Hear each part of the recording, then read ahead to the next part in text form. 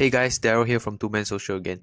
So last video we talked about iOS 14 and what you need to set up before you run your ads. In this video, we're going to talk about the campaign structure that we deploy for most of our clients as a starter kit in order to get them up and running fast. And from there, we'll iterate and change up the campaign structure based on what works best for the account.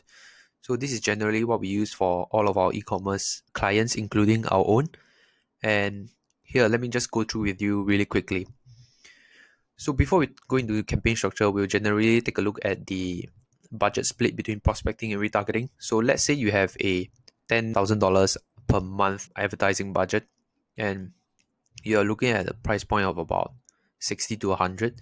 You generally go for an 80-20 split from prospecting to retargeting. And if your AOV or average order value is a bit on the higher side from $100 to $200, $300, you might want to have more budget put towards retargeting, as consumers might take more time to consider whether to buy a product or not.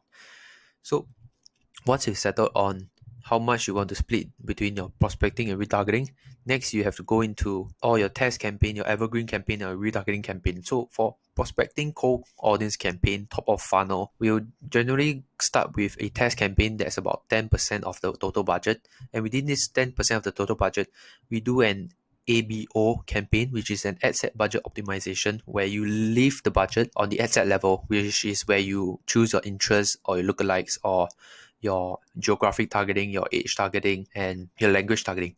So over here, you can see 10% test campaign ABO.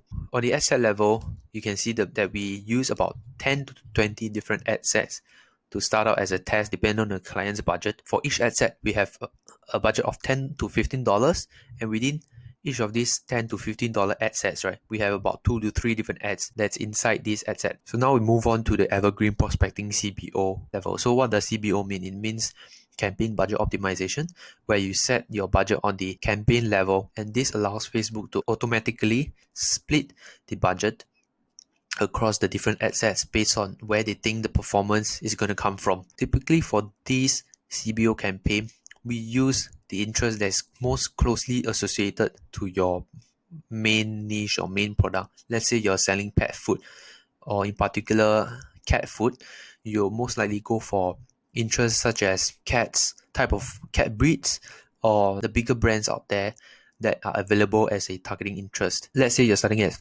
250, we generally use only about 4 different interests or lookalikes.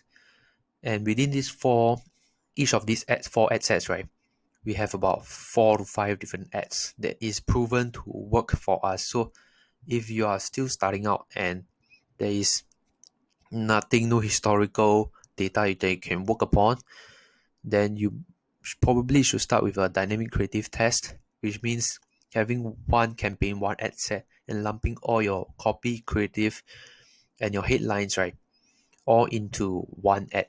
And this will allow Facebook to churn and automatically rotate the ad among the different audiences that you have put inside your ad set in order to determine what are combinations that work, be it the headline, the primary text, or the creative. Now, last but not least, we have a retargeting CBO campaign where we have 20 to 30% of your overall ad budget. And this retargeting campaign is also using CBO, where you set the budget on the campaign level as well. And within this campaign, you have 2 different ad sets. Very simple, 2 different ad sets within this retargeting campaign. One for engagers, which is people who have liked your post, like your comment, like your page, shared your social media post, watch your video, but they didn't visit the website. The other ad set that I would suggest you run is the website visitor excluding purchases.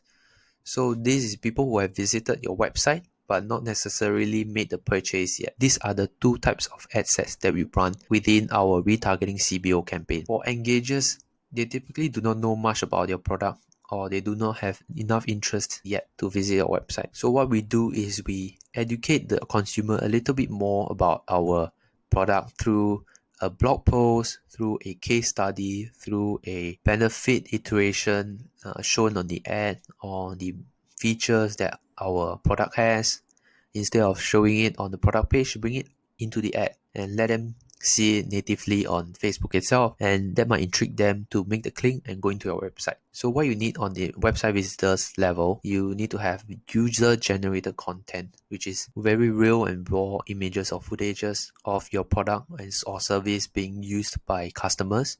It can be even your customer testimonials. So that is generally the whole guideline as to how we run our campaigns and Facebook ads here on Domain Social for e-commerce clients. So if you want a free ad account audit, just go down to the link below, domainsocial.com, book a call with us, and we'll go through an ad account with you.